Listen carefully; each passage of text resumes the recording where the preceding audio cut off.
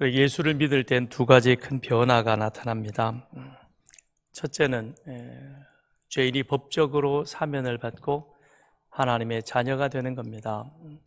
그다음 두 번째는 영역의 이동이 발생하여 우리가 그리스도의 나라로 옮겨집니다.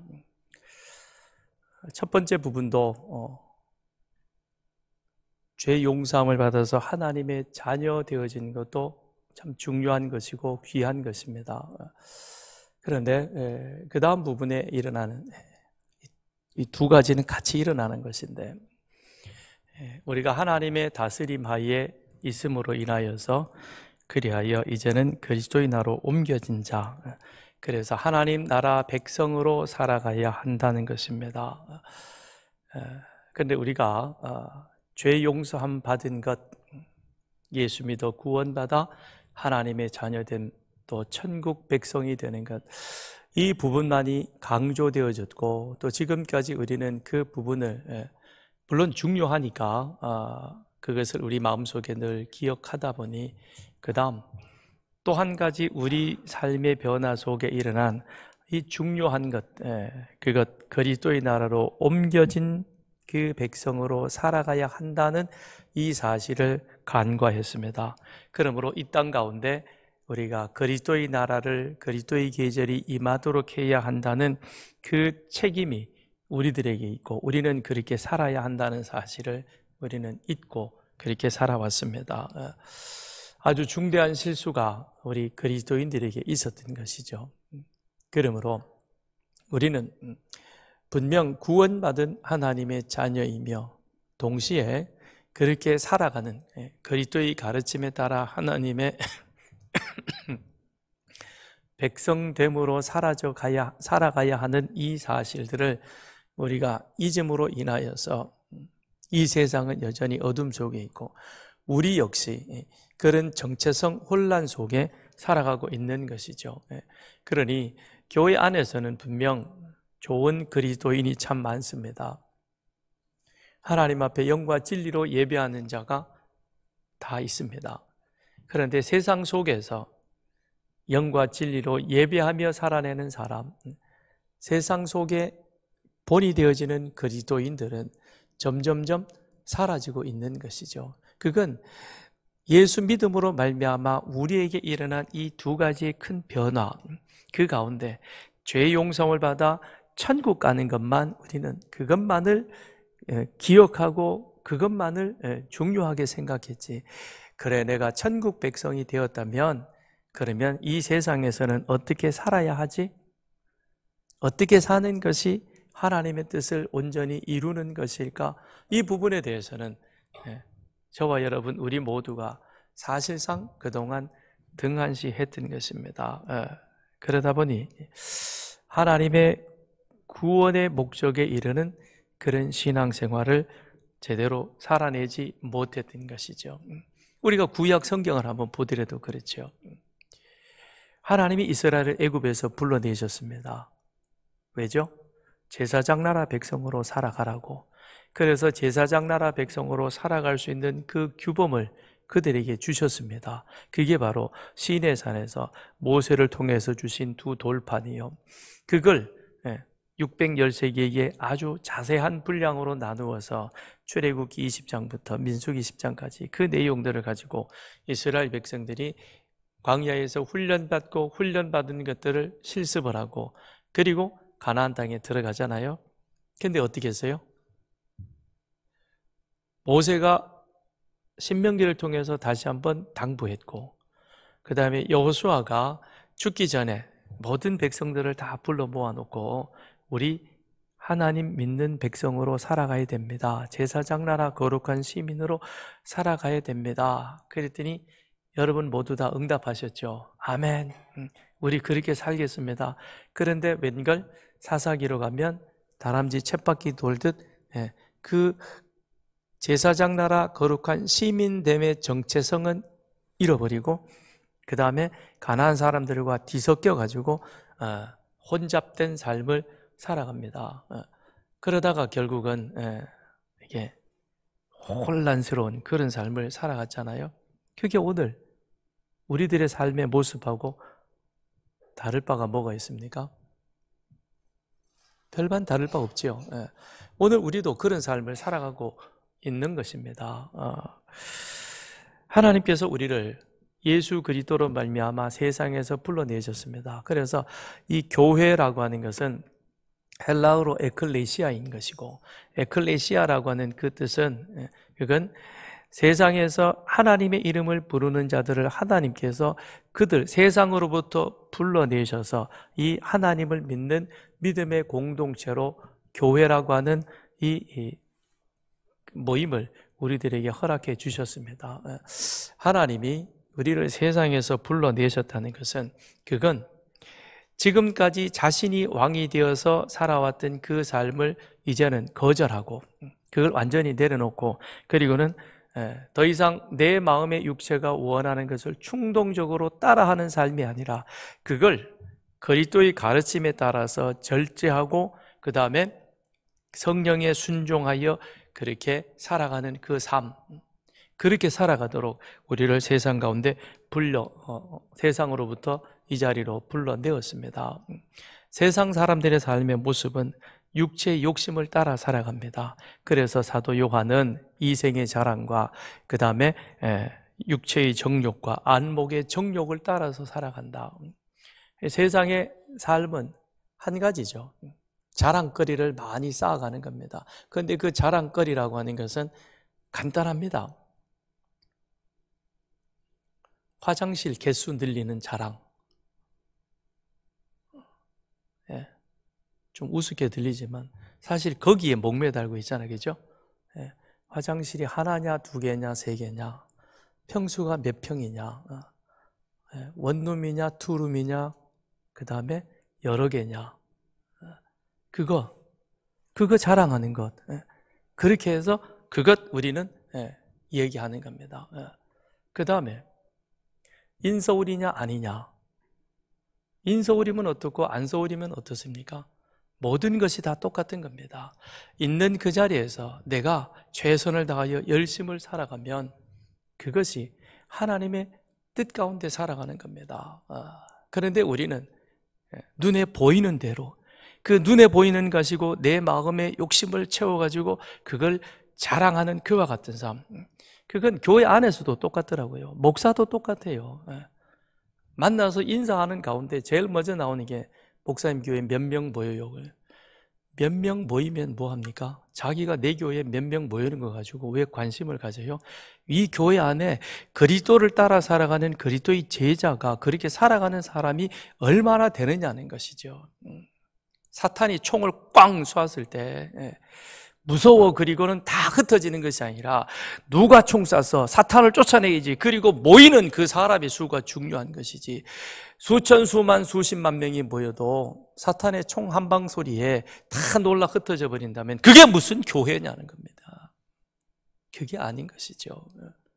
우리는 이생의 자랑이 아니라 마음의 충동과 욕심을 따라서 안목의 정욕과 육신의 정욕을 따르는 그와 같은 삶이 아니라, 과거에는 우리도 그와 같은 것을 추구하며 살아왔던 그와 같은 삶이었지만, 그러나 하나님께서 예수님을 통해서 십자가에 우리를 구속하여 주시고 당신이 친히 우리의 죄값을 대신 치러주심으로 말미암아 그로 인하여 우리는 하나님의 자녀가 되었습니다. 그러므로 이제 우리는 바울이 골로새서에서 가르쳐주고 있는 것처럼 그 아들의 나라로 옮겨졌으니 그의 가르침을 따라 살아가는 사람, 그래서 내 자유와 내가 왕되었던 그것을 오롯이 그리스도에게 다 내어드리고, 그리고 그 그리스도의 가르침에 순종하며 살아가는 그 삶, 이것이 하나님께서 우리를 세상 가운데 불러내셔서 그리스도의 나라로 옮겨주신 그와 같은 모습인 것입니다. 바울은 에베소서 1장에서부터 3장까지 이 내용을 쭉 설명을 한 거예요. 하나님이 창세전에 영원전부터 나를 위한 구속의 계획을 세우셨고 그것을 역사 속에서 내가 살아가는 삶 가운데 이루셨고, 그리하여 나는 이제 예수 그리스도로 말미암아 하나님의 구원받은 백성이 되었다. 이게 1장부터 3장까지 내용이었습니다. 그러면 4장 1절에서 그러므로 자 그렇게 하나님이 하신 일들을 우리가 알았으니 그러므로 이제 우리는 거기에 걸맞은 사람으로 살아가야 된다는 것이죠. 그렇죠? 유치원에 있던 아이가 초등학교에 들어가면 거기에 걸맞는 삶을 사는 겁니다. 중학교 다니던 아이가 고등학교에 들어가면 그 고등학교에 맞는 그 삶을 살아가야 하는 것이죠. 고등학교를 졸업하고 대학을 들어갔습니다. 그러면 대학생답게 하나님이 이제는 이걸 통해서 나에게 요구하는 바가 무엇일까? 그걸 기도하며 깨달아 알고 거기에 합당한 삶을 살아가는 것이죠. 그렇게 살아가도록 하나님께서 이제 우리를 부르셨으니 그러니 바울이 말씀하는 것이죠. 그러므로 이제 우리는 그 부르심에 합당한 자로 살아가야 할 것이다. 그렇게 사는 것이 무엇이냐? 우리 안에 그리스도의 몸을 세우는 것이다. 이 교회 안에 그리스도의 몸을 세우는 것이다. 우리의 삶 속에 그리스도의 몸을 온전하게 세워서 그리하여 하나님이 기뻐하시는 그와 같은 삶으로 나아가도록 하는 것이라 말합니다. 그래서 바울은 자 그렇게 우리가 해야 할 것은 무엇이냐?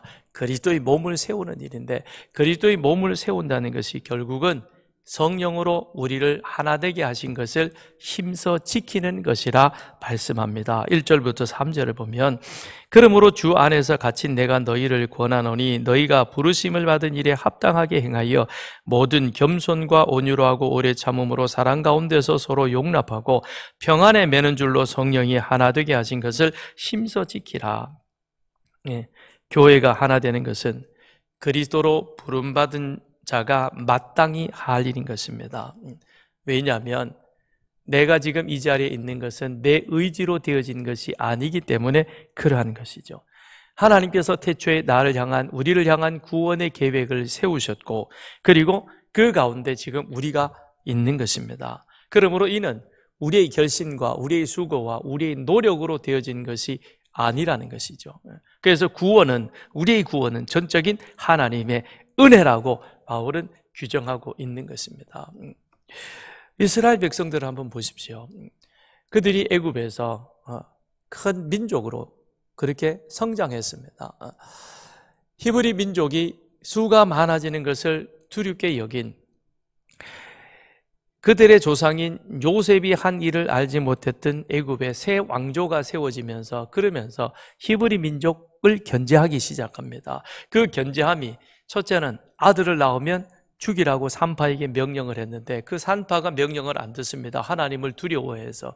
그러니까 그 다음 바로는 더 가혹한 명령을 내리죠. 아들을 낳으면 나일강에 던져버리라. 참 무서운 명령을 내립니다. 그리고는 이스라엘 히브리 민족을 끄집어내어 가지고는 강제 노동에 동원시킵니다. 그러니 아들을 낳으면 애굽 나일강에 갖다 버려야 되고 그리고 그들이 우리를 불러내어 가지고 무슨 일을 시키든지 우리는 그 일을 감당해야 하는데 근데 그 바로에게 대적할 힘이 그들에게는 없는 거죠.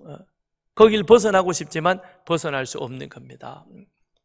죄가 우리를 붙잡고 있습니다. 나는 그렇게 하고 싶지 않지만 그러나 죄로 태어난 우리들에게는 이 탐심의 정욕과 마음의 욕심을 따라 안목의 정욕을 따라 살아가는 겁니다. 그래서 우리는 우리 눈에 보기 좋은 대로 행하는 것이고 내 마음에 좋은 대로 행할 수밖에 없는 것이죠. 그렇게 곤고한 몸으로 살아가고 있지만 그걸 우리가 결심한다고 해서 벗어날 수 있나요? 안 되는 거예요.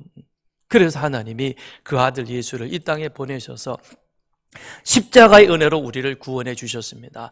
모세를 통해서 이스라엘을 그 애굽의 압제 속에서 건져내어 주심 같이 우리를 또한 죄의 그와 같은 압제 속에서 건져내어 하나님의 자녀되게 해 주셨던 것입니다. 하나님께서 예수 그리스도, 당신의 아들 예수 그리스도를 통해서 우리를 어디로 불러내셨느냐? 그 아들의 나라로 불러내신 겁니다. 그렇게 하신 이것을 성령이 하나 되게 하신 것을 힘써 지키라고 말씀합니다. 그런데 어떻게 하나 되게 우리는 할 수 있느냐? 바울이 5가지 덕목을 말하고 있죠. 여기 2절에 보면 겸손과 온유와 오래 참음과 사랑 가운데 서로 용납하라 그렇게 말합니다. 겸손과 온유와 그 다음에 오래 참음과 사랑, 서로 용납하라. 이 5가지는 갈라디아에서 나오는 성령의 열매이기도 합니다.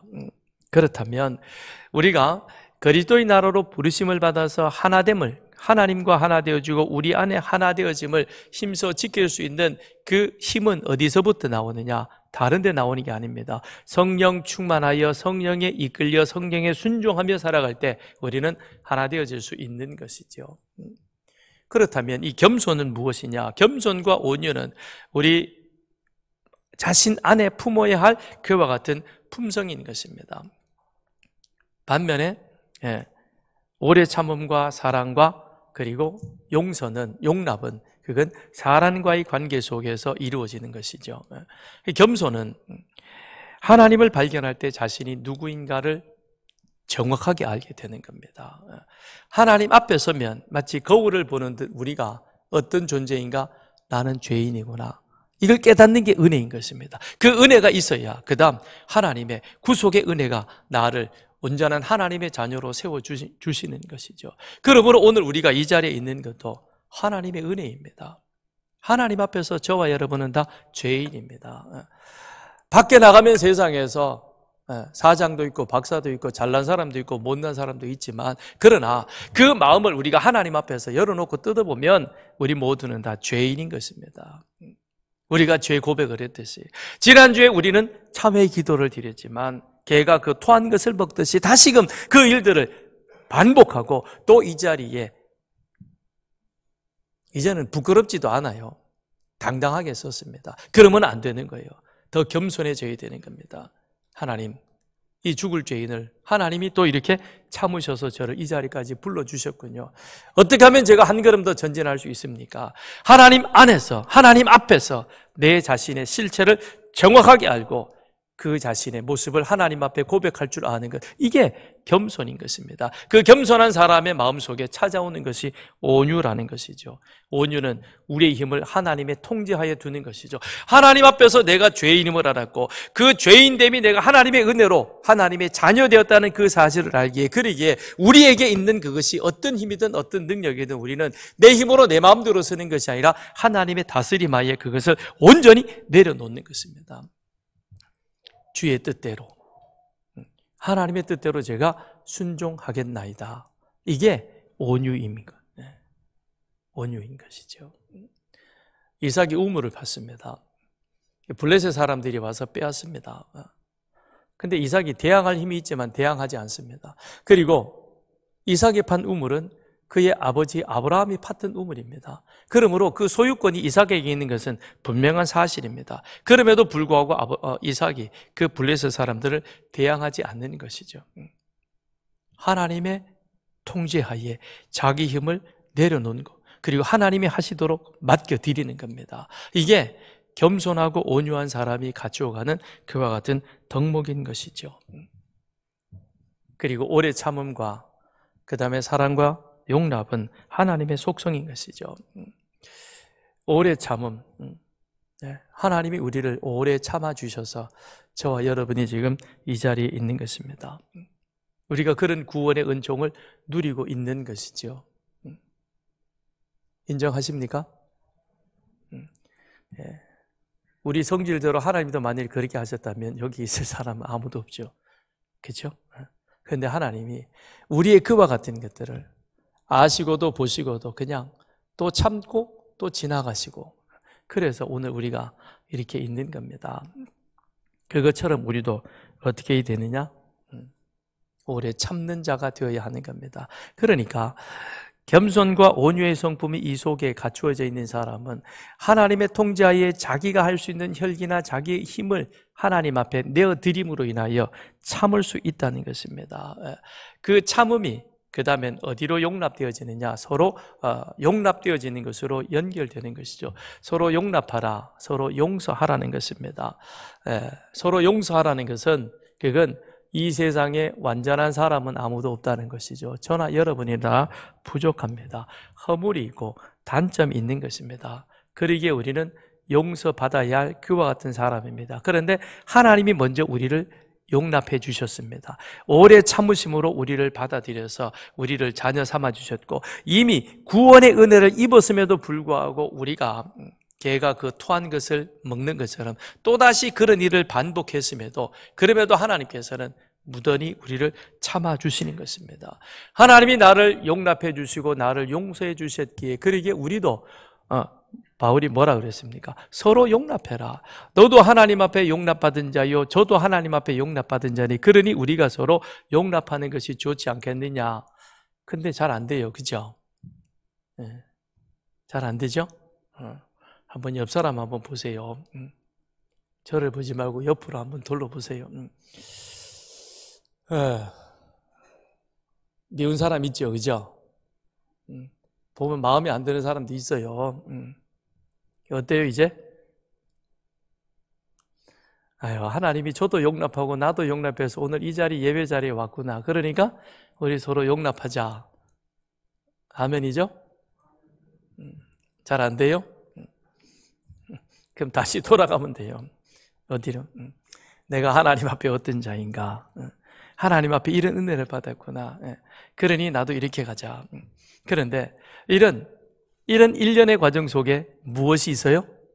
사랑이 있다는 겁니다. 하나님이 나를 사랑하셔서 그 아들을 보내셨고, 하나님이 나를 사랑하셔서 구원받아. 그런데 구원받은 대로 살아가지 못하는 나를 그래도 기다려주신다. 그러므로 나도 지금은 미워서, 지금은 내가 받아들여지지 않을 것 같아요. 목사님 그렇게 얘기하더라도 조금 더 기다려 봅시다.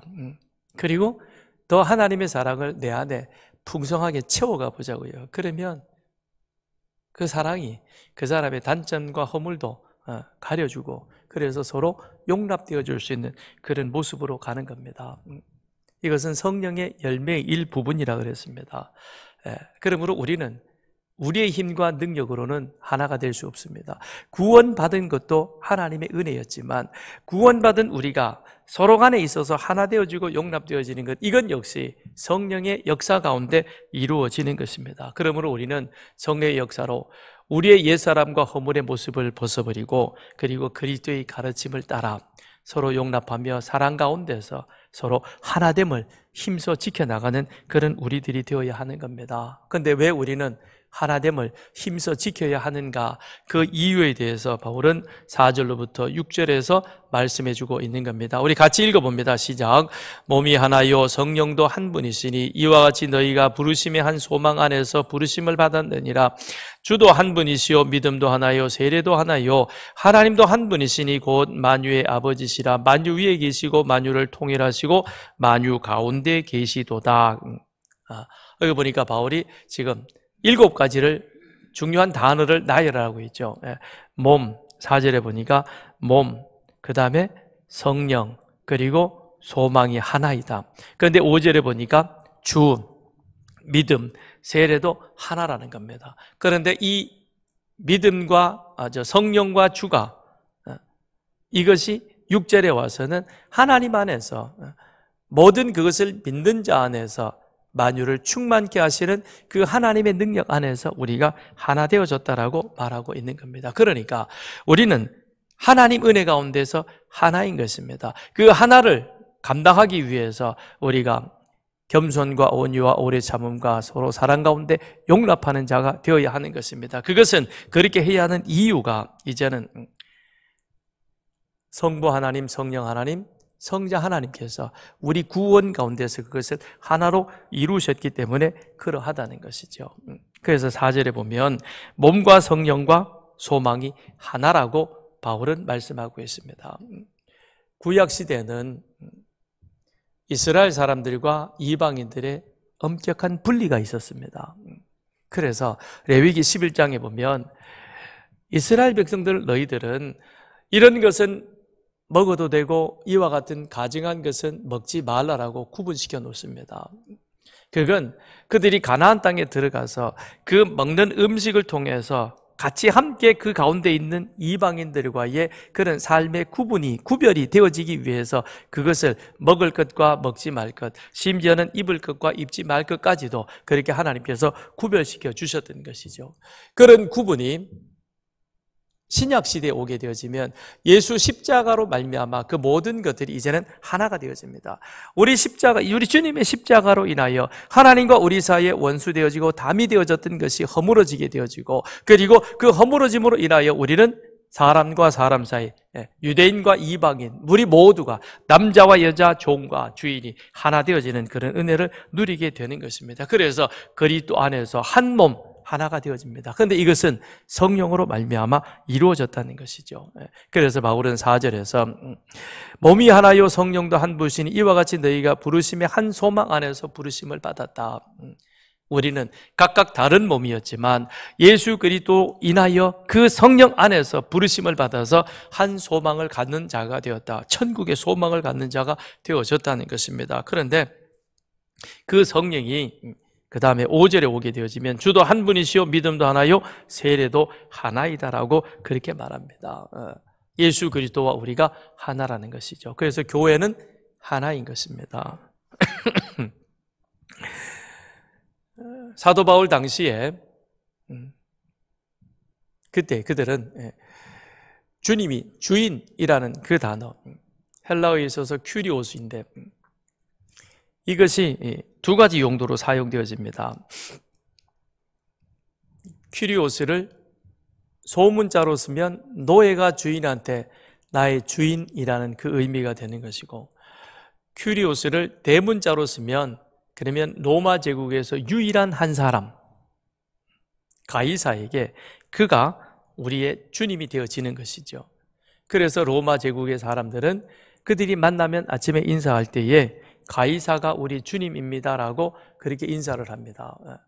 그랬던 그들인데, 근데 그 가운데에서 가이사가 우리의 주님입니다라고 인사하지 아니하고 예수 그리스도가 우리의 주님이십니다라고 인사하는 사람들이 있었습니다. 그들이 바로 누구인가 하면 안디옥에서 그리스도인이라 불렸던 예수 믿는 사람들인 것이죠. 그 예수 믿는 사람들은 한 가지로 예수가 우리의 주인이십니다, 큐리오스입니다 라고 말합니다. 그러면 5절에서 주도 한 분이시오 라고 그렇게 바울이 말하고 있습니다. 그 얘기는 베드로가 고백했던 것처럼 천하 인간의 구원 얻을 만한 그 이름을 우리에게 주신 일이 없다. 오직 우리에게 구원자는 한 분 되시는 예수님이고, 예수로 말미암아 우리는 구원을 받은 자에게, 그러기에 우리에게 유일한 주님은 누구이시냐? 예수님이시다라고 하는 것입니다. 그 예수로 인하여서 우리는 그가 십자가에서 우리의 죄를 대신하여 당신이 제물이 되어주심으로 말미암아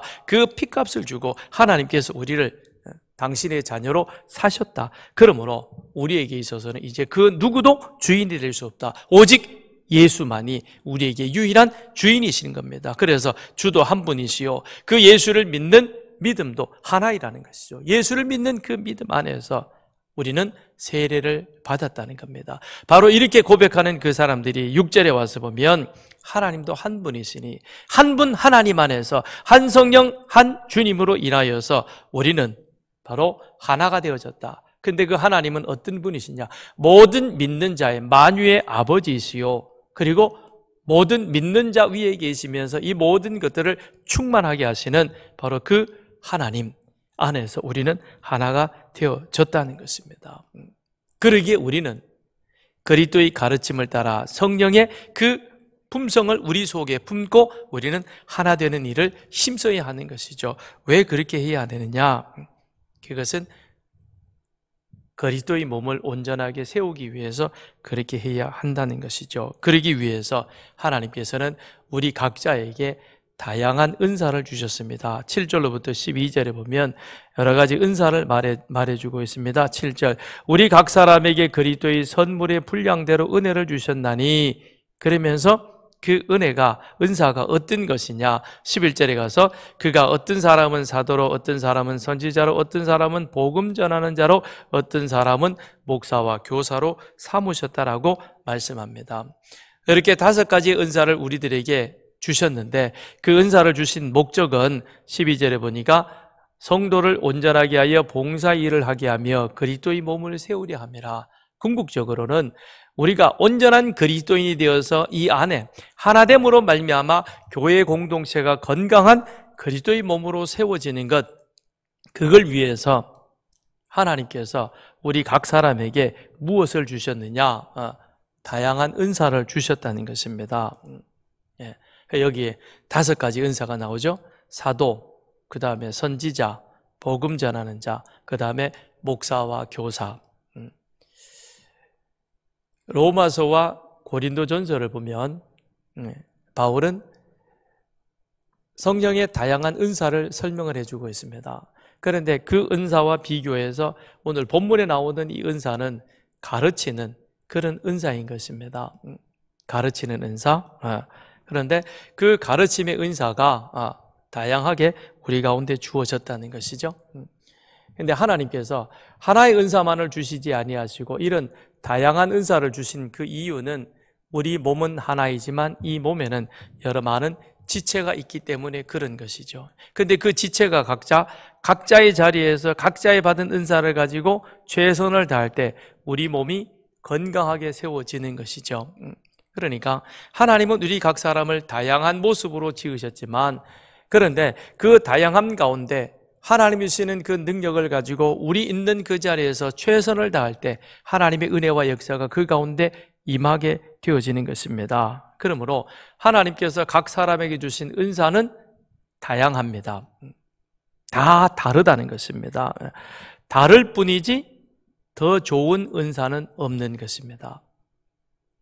이해하십니까? 자, 하나님이 우리 모두에게 무엇을 주셨습니까? 은혜를 주시고 은사를 주셨다라고 말씀합니다. 그런데 그 은사는 다를 뿐인 것이지 누구 은사가 좋으냐, 누구 은사가 더 귀하냐, 그게 아니라는 것이죠. 그게 아니라는 것입니다.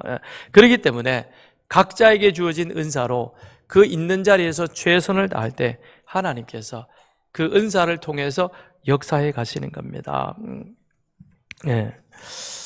이번에 금요일, 토요일 이틀 동안 교회 학교에서 겨울 성경학교를 하고 또 우리 학생부가 겨울 수련회를 했습니다. 그런데 그 수련회를 보면서 참 우리 교사들, 저희 교회 교회 학교 교사들을 보면 참 능력 많으시다. 다양한 은사를 가지고 그리고 그 성경학교나 또는 수련회가 진행될 때를 보면 똑같은 것을 한 번도 하지 않더라고요. 겨울에 했던 것을 여름에 다시 재탕하거나 재작년에 했던 것을 다시 끄집어 와서 하는 것은 없고 늘 성경학교 수련회가 있을 때마다 새로운 것들이 그 속에 나오는 거예요. 그래서 그 모습을 보면서 야, 참 대단하다. 능력자들이다. 놀라고 저도 가서 보면서 감동을 받고 은혜도 받기도 합니다. 이번에도 보니까 다를 바 없더라고요. 그 교사들이 모여서 하는데 어떤 분은 찬양, 어떤 분은 행사, 어떤 분은 게임, 또 어떤 분은 다른 성경 공부, 각 분반별로 나누어서 행사를 하는데 야, 어쩌면 저렇게 재밌게 할까? 재미가 있으면서도 또 다양하기도 하고 그런데 그 교사들의 하는 그 행동들, 얼굴들을 보면 어린이들을 사랑하는 그 사랑이 그 안에서 가득 배어 있는 거예요. 며칠 전부터 그렇게 늦은 시간까지 교회에서 이것저것 준비하고 꾸미고 그 다음에 나름대로 나누어서 연습도 해보고 그러면서 얼마나 피곤했겠어요. 그런데 또 와가지고 그들하고 같이 어울려 뛰면서 하는 행동을 그들 육신적으로도 피곤할 터인데 얼굴에 피곤하거나 불편하거나 또는 싫은 기색 하나도 없이 그냥 재밌게 자기 있는 것을 열심히 하는 거예요. 그러니까 아이들이 얼마나 재밌게 행복하게 하는지요. 아마 이 자리에 주일학교 자녀를 두신 부모님은 아실 거예요. 그죠? 자기도 자기 자녀 싫을 때 있죠. 못된 짓 하고 나쁜 행동하고 말 안 듣고 막 이러면 내 자녀도 싫어가지고 저거 내가 저거 낳고 미역국 먹었냐 그러면서 마음에 이런 게 올라오는데 여러분 그런 자녀들을 데려다가 우리 교사들이 하는데 싫지 않을 수가 있겠어요? 그런데도요 전혀 싫은 기색도 없고요 미워하는 것도 없고요 그냥 있는 거에서 열심히 어떻게든 그 안에서 그 자리에 그 학생들이 같이 참여하도록 재미있게 만들어가는 거예요. 그러니까 하나님이 주신 은사가 참 다양하다. 그 다양함은 풍요롭고 흥미진진하다는 것이죠. 그러니 재밌는 거예요. 그러면서 그 아이들이 그 안에서 성장하고 자라가는 겁니다. 그 교사들의 수고와 헌신을 보면서 참 마음의 감사함을 늘 느끼는 겁니다. 고맙습니다. 참 고맙습니다. 자, 여기 보니까 그렇게 하나님께서 교회 안에 사도로 선지자로 세우셨습니다. 이들은 어떤 사람이냐? 초창기에 교회의 터를 세우던 사람입니다.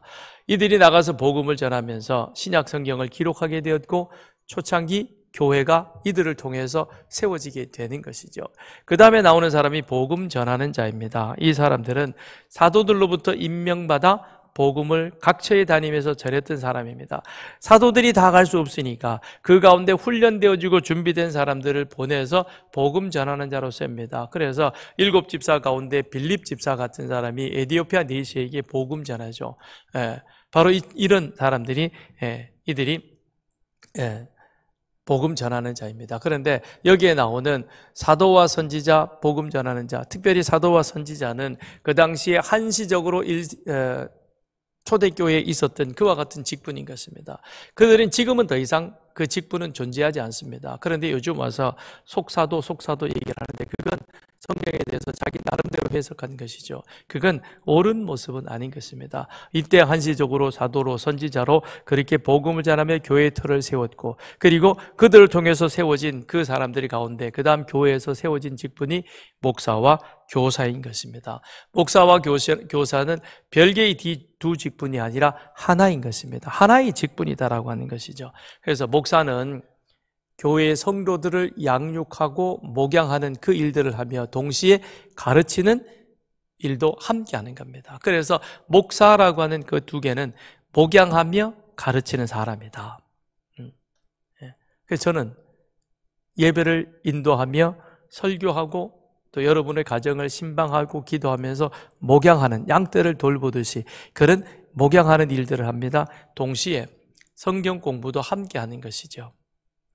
그 일을 하라고 여러분이 저에게 위임 목사라고 그렇게 위임해 주셨습니다. 그러니까 저는 이 서산교회에 위임받은 자로서 예배를 위임받아서 예배를 집례하고 동시에 여러분의 신앙 훈련을 위해서 성경 공부를 인도하도록 그렇게 받은 책임이 있습니다. 저는 그 책임을 다하기 위해서 3월부터 성경 공부를 진행을 하는 겁니다. 그럼 여러분들은 저에게 그와 같은 것을 위임해 놓고 그냥 가만히 있어도 되느냐? 아니요. 위임해 주면서 여러분들에게는 임무가 있는 거예요. 의무가 있는 겁니다. 그건 예배에 참여의 의무가 있어야 되고 성경 공부에 참여해야 되는 의무가 있는 겁니다. 저는 책임을 다하고 여러분은 의무를 다하고 그럴 때 그리스도의 몸이 건강하게 세워지겠죠. 동의하시죠? 별로 동의를 안 하시네요. 동의하셔야만 됩니다. 그 다음에 가면 또 오늘 더 중요한 말씀이 나오기 때문에 동의하셔요. 배워야 돼요. 배워야 됩니다. 성경 통독반이든 그 다음에 교리반이든 전도폭발이든 어디든 가서 배우셔야 됩니다. 꼭 배우셔야 한다는 것입니다. 왜냐? 저는 저에게 주어진 책임을 다하고 여러분은 여러분의 의무를 다하기 위해서 그래야 하는 거예요.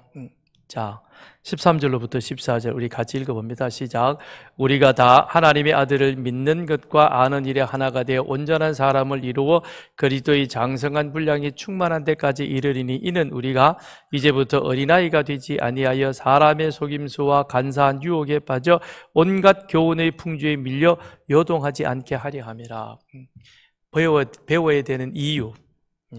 자, 저에게 주어진 책임을 저는 목양과 가르치는 일, 이걸 제가 열심히 하는 겁니다. 왜 그렇게 하느냐? 그건 여기 13절, 14절에 나와 있는 것처럼 여러분들이 하나님을 믿는 것과 아는 일이 하나가 되어서 하나님을 기쁘시게 하도록 하는 자요. 그 다음 여러분이 언제까지나 어린아이, 초창기의 신앙에 머물러 있지 않고 여러분의 신앙을 계속해서 잘 성장, 성숙시켜서 그리하여 어디까지? 그리스도의 장성한 분량에까지 이르도록 키워가야 하는 책임이 저에게 있는 겁니다. 그렇게 해야만 그 다음 14절에 보면 우리를 유혹하는 그와 같은 많은 것에 흔들리지 아니하고 여러분이 건강하게 설 수 있기 때문에 그러하다는 겁니다. 그러기 위해서 저는 그 일을 열심히 하는 거예요. 그래서 예배 시간에 좋은 사람이 있으면 제가 지적하는 것도 그런 거예요. 깨야 돼요. 여러분의 의무예요. 학생이 학교 들어간다고 해서 졸업해요? 아니죠? 야, 이제는 내가 대학교 들어왔구나. MT도 가고 누구도 만나고 좋다. 그러고 그렇게 정신없이 MT 1년 동안 쫓아다니다 보면 1학년 휘딱 지나가고요. 2학년 때 가서 공부하려고 하다 보면 마음이 안 잡혀가지고 뭘 했는지 잘 모르니까 그렇게 후딱 2, 3학년 금방 지나가요. 그 4학년 되면 졸업 앞두고 취업해야 되는데 어디로 가야지? 학점은 엉망이네. 다시 할 수도 없고 1학년 때부터 정신 차리고 해야 된다고요. 마찬가지예요. 신앙생활도 똑같은 거예요. 정신 바짝 차려야 됩니다. 자, 13절에 보니까 하나님의 아들을 믿는 것과 아는 일 하나라고 해서 우리는 하나님을 믿습니다. 그런데 하나님은 영적인 존재라 보이지 않습니다. 어떻게 믿어요? 보이지 않는 하나님이 당신을 세상 가운데 보여주시는 방법이 있습니다. 그게 뭐냐면 기록된 계시의 말씀인 성경입니다. 그래서 하나님은 성경을 통해서 당신이 누구이며 어떤 존재이며 무슨 일을 하셨는가 하는 것을 우리에게 보여주셨습니다. 그렇기 때문에 우리는 성경을 배워야만 그래야 하나님을 아는 것이고 하나님을 알아야 하나님을 제대로 믿는 거예요. 덮어놓고 하나님 믿으면 안 되는 거예요. 그럼 이단에 빠지는 거예요. 이단에 빠지면 여러분 아니라 여러분 가족까지 망치는 겁니다. 그리고 믿더라도 제대로 믿어야 되는 거예요. 14절에 뭐라 그랬습니까? 우리가 장성한 분량에 이르지 못하고 제대로 알지 못하고 그냥 세월만 보내면 그러면 14절에 어린아이가 되어서 그리하여 신앙이 자라지 않는 거예요. 언제까지나 어린아이에 머물러 있는 거예요. 그러면 간사한 유혹, 그 다음에 여러 가지 교훈과 풍조에 빠져서 우리 몸을 건강하게 세우지 못한다는 겁니다. 망하는 거예요. 예수 믿어도 헛믿는 거예요. 그러니까 제대로 믿고 제대로 된 성령의 열매를 거두기 위해서는 배워야 된다는 겁니다. 제가 서산교회 와서 20년 동안 열심히 성경 공부하고 열심히 가르쳐 제자 훈련했습니다. 전도 폭발 훈련도 하고 신기한 거는 그 가운데서 한 번도 참여 안 하신 분이 계세요. 그리고 신앙생활 하는 거예요. 그런데 그 사람의 신앙생활을 보면 그때나 지금이나 별반 다를 게 없습니다. 제발 그렇게 신앙생활 하지 마십시오. 지금이라도 정신 차려가지고 제대로 하십시오. 어느 반이든지 들어가서 공부하라고요. 성경 통독, 창세기부터 요한계시록까지 신앙생활 하면서 한 번은 제대로 한번 보고 신앙생활 해야 될 거 아니에요. 하나님이 창조하시고 계시록에 가서 무슨 말씀이 있고 그 가운데 어떤 일이 있었는가 한 번이라도 좀 제대로 알고 그래서 야 하나님이 이런 분이구나 이렇게 우리가 이런 분이니까 우리가 하나님을 믿어야 되겠구나 그런 어떤 결단 속에서 신앙생활이 달라진다니까요. 밥 먹으러 옵니까? 이건 아니잖아요. 이제는 우리가 달라져야죠. 그래서 신앙생활을 하나님을 알아서 제대로 믿어가지고 그래서 14절엔 흔들거리고 그 다음에 갈팡질팡하고 다람쥐 쳇바퀴 돌듯이 사사기를 보세요. 뺑글뺑글 도고 그 긴 시간 동안 뭔가 제대로 된 열매가 하나도 없이 그리고는 다 죽어버리잖아요. 그러지 말고 전진하고 성숙된 그와 같은 신앙이 되어야 한다는 것입니다. 그래서 왜 우리가 배워야 되느냐? 어린아이가 되지 아니하고 성장하여서 어디까지? 그리스도의 장성한 분량까지 이르러서 그래서 우리 앞에 어떤 속임수, 어떤 간사한 유혹, 어떤 교훈의 풍조가 있을지라도 그거에 흔들리지 않고 꿋꿋하게 서서 그래서 열매를 맺는 그와 같은 신앙인이 되도록 그런 사람이 되도록 그러기 위해서 우리는 배워야 한다는 것입니다. 그래서 우리는 훈련받아야 한다라는 것이죠. 그게 하나님이 우리를 불러주셔서 그리스도의 몸을 세워가도록 우리에게 은사를 주시고 우리로 하여금 교회의 한 지체가 되었는데 그 지체가 건강해야죠. 그렇다는 겁니다. 세상은 우리를 미워합니다. 그러면서 우리를 유혹합니다. 그 유혹에 빠지면 파멸입니다. 사탄은 세상은 우리를 유혹해서 유혹하는 이유는 무엇이냐? 자기 지배하에 두고 결국 우리를 망가뜨리기 위해서 부르는 겁니다. 근데 우리는 거기에 빠지면 안 되는 거예요. 빠지지 않는 유일한 방법은 무엇이냐? 하나님의 말씀을 배우는 것입니다. 그래서 바르게 제대로 믿어야 된다는 것이죠. 15절 16절 같이 읽습니다. 오직 사랑 안에서 참된 것을 하여 범사에 그에게까지 자랄지라. 그는 머리니 곧 그리스도라. 그에게서 온 몸이 각 마디를 통하여 도움을 받음으로 연결되고 결합되어 각 지체의 분량대로 역사하여 그 몸을 자라게 하며 사랑 안에서 스스로 세우느니라. 사랑과 진리, 이 둘은 같이 가야 되는 겁니다.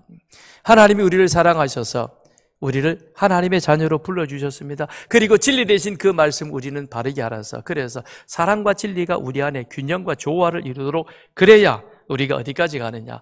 범사의 그리스도에까지 자라가는 겁니다. 그 자라가야만, 그래야 우리 안에서 건강하게 우리는 그리스도의 몸을 세워갈 수 있는 것입니다. 이 균형이 깨트려져 버리면 제대로 자라가지를 못하는 겁니다. 그렇게 되지 않도록 이번 봄에 우리가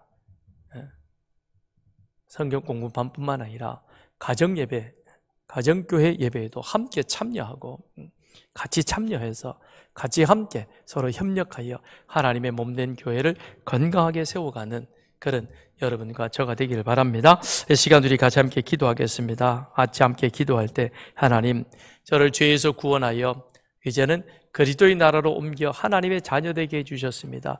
그리스도의 가르침과 그리스도의 말씀을 배우는 일에 더 열심히 하는 자가 되게 하시고, 그래서 그 말씀을 잘 배워서